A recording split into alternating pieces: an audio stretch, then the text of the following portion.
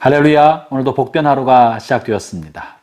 어제부터 다니엘 기도회가 시작이 되었는데요. 어제 성전에는 많은 분들이 나와서 찬양하고 말씀 받고 뜨겁게 기도하는 시간을 가졌습니다. 또한 아울러 어린이들도 많은 아이들이 참석해서 함께 은혜 받고 기도하는 시간을 가졌습니다. 모처럼 성전이 가득한 것 같았었고 기도의 소리가 성전을 왕왕왕 울릴 만큼 참 은혜스러운 시간이 되었습니다.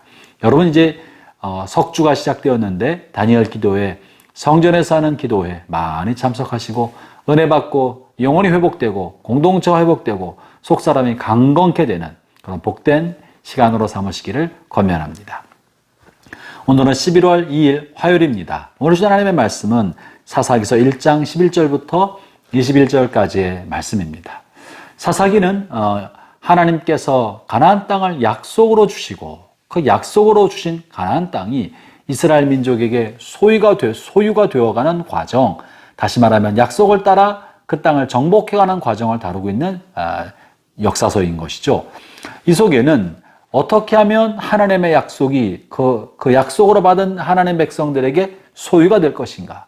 어떻게 하면 하나님이 약속해 주셨지만 그 약속이 이루어지지 않을 수도 있는가? 어찌 보면 우리는 이 사사기를 통하여 역사를 운행하는 하나님의 섭리를 배우게 되고 하나님의 뜻을, 섭리를 분별하는 법을 배우게 됩니다. 오늘 본문을 통해서도 하나님께서 약속하신 것을 받아 누린 한 사람을 통해 우리가 우리의 삶에 주신 하나님의 모든 약속을 우리의 소유로, 유업으로 받는 것에 관해 살펴보고자 합니다. 특별히 오늘 본문 11절부터 15절 사이에서는요, 갈렙의 조카죠. 조카가 가나안 땅의 한 부분을 차지하는 부분이 나와 있는데요. 12절을 제가 읽어보겠습니다. 갈렙이 말하기를 기럇세벨을 쳐서 그것을 점령하는 자에게는 내 딸 악사를 아내로 주리라 하였더니 13절 읽어보겠습니다. 갈렙의 아우 그나스의 아들 온니엘이 그것을 점령하였으므로 갈렙이 그의 딸 악사를 그에게 아내로 주었더라. 이것은 마치 가나안 땅, 약속의 땅으로 하나님께서 그들을 이스라엘 백성에 주겠다고 약속하신 것처럼 갈렙이 자신의 민족 중에 민족들에게 약속합니다. 누구든지 기럇세벨을 점령하면 내 딸을 주겠다. 누구든지 너희는 가나안 땅을 차지해라. 내가 그 땅을 너희에게 주겠다. 하나님이 약속하신 것이죠. 여러분, 하나님께서 우리에게 하신 모든 약속은 저절로 그냥 이루어지는 것이 아닙니다. 이삭 줍듯이 그냥 지나만 가면 다 내 것이 되는 것이 아니었다. 하나님께서 이스라엘에게 가나안 땅을 주겠다 약속하셨지만 이스라엘 백성은 그것을 차지하기 위하여 치열한 전쟁을 치러야 했었습니다. 사사기는 그 전쟁을 치르는 200년간의 기록입니다. 기원전 1200년부터 기원전 1000년까지의 200년 동안 그 땅을 어떻게 정복해 나갔는지 그 땅에서 벌어졌던 일들을 기록한 거예요. 200년이 지나도록 사실은 다 차지하지 못했습니다. 어떤 것은 차지하고 어떤 건 못하게 되었습니까? 그 비결이 뭡니까? 그것은 바로 하나님의 약속에 따라 순종하는 믿음의 삶을 산 사람에게는 그 약속을 소유로 얻게 해주지만 하나님의 약속의 말씀에 따라 순종하지 아니하고 우상을 숭배하고 잘못된 길을 가는 사람에게는 하나님의 약속이 그에게 소유가 되지 않는다는 거죠. 오늘 갈렙이 길리앗세벨을 점령하는 자에게 내 딸 악사를 아내로 주겠다 한 것에 따라서 조카 온니엘이 그 전쟁에 참여하여 그 땅을 정복하게 되자 갈렙은 약속대로 그것을 이루어 주었습니다. 형제자매 여러분, 하나님께서 여러분에게 기도할 때나 말씀을 읽을 때나 말씀을 들을 때나 마음에 그 말씀을 확신으로 심어줄 때가 있습니까? 설교 말씀을 듣다 보면 저것은 마치 나에게 주시는 것 같다라고 마음에 꽂히는 그런 말씀이 있습니까?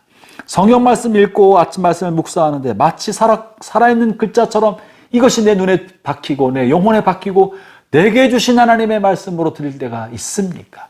그것은 바로 여러분에게 주신 하나님의 약속인 것입니다. 살아계신 하나님, 인격적인 하나님이 말씀을 근거로 여러분에게 말씀하고 계시는 거예요. 말씀을 근거로 여러분과 대화를 하고 계신 것입니다. 이럴 때 그 하나님의 말씀을 약속으로 받고 그 약속을 붙들고 하나님 앞에 기도하기 시작하고 약속을 붙들고 믿음의 선한 싸움을 싸워가기 시작할 때 그 약속은 여러분에게 소유가 될 것입니다. 오늘 온니엘이 그랬던 것처럼 약속을 붙들고 이 전쟁에 참여하고 선한 싸움을 싸웠더니 그리고 그것을 얻었더니 악사를 아내로 얻게 된 것이죠. 아울러 하나님께서는 그렇기 때문에 저나 여러분이 하나님 앞에 기도할 때는 내 마음의 바람을 따라 기도하는 단계를 조금 더 넘어서 하나님이 주신 약속의 말씀을 근거로 기도하도록 하기를 바랍니다. 그런 기도가 성취됩니다. 그런 기도가 응답받습니다. 왜 그렇습니까? 하나님이 약속해 주셨기 때문에. 그러므로 아침 말씀을 묵상할 때 오늘 나에게 주신 말씀이 무엇입니까? 나의 가정에 주신 말씀 무엇입니까? 나의 삶의 일터에 내게 주신 주님의 명령과 약속은 무엇입니까? 물으면서 그 말씀을 붙들고 기도하고 말씀에 순종하도록 해야 하는 것입니다. 그럴 때 하나님의 약속을 근거로 우리의 간구를 들어 주시는 것이죠.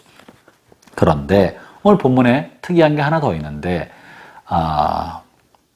갈렙이 약속하지 않은 것도 덤으로 주는 사례가 실려 있습니다. 본문에 14절, 15절을 보겠습니다. 악사가 출가할 때 그에게 청하여 자기 아버지에게 밭을 구하자 하고 나귀에게서 내림에 갈렙이 묻되 네가 무엇을 원하느냐 하니 갈렙의 딸 악사가 이제 결혼하여 떠나게 될 때 자기 남편 될 사람에게 요청하는 거예요. 아버지가 나를 시집 보내니까 아버지 앞에 구하자, 밭을 구하자 하고 요청한 겁니다. 그럴 때 이제 어떻게 하나 보죠. 15절입니다. 이르되 내게 복을 주소서 아버지께서 나를 남방으로 보내시니 샘물도 내게 주소서 하매 갈렙이 윗샘과 아랫샘을 그에게 주었더라. 갈렙의 딸이 샘물을 달라고 원래 계약이 없었던 건데요. 약속의 땅 받은 것 이외로 구하자. 그 약속을 근거로 구하는 거예요. 나를 시집 보내겠다고 하였으니 내게 물샘도 광야의 아주 드물고 귀한 우물을 달라고 하자. 하나만 아니라 덤으로 2개를 윗샘과 아랫샘을 선물로 주었다고 합니다. 형제자매 여러분, 하나님께서 여러분이 주신 약속이 있습니까?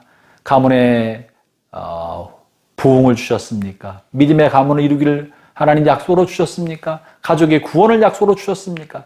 여러분의 사업체 주신 하나님의 약속의 말씀이 있습니까? 여러분의 인생을 향해 주신 하나님의 약속의 말씀이 있습니까? 그 약속을 붙들고 기도하십시오.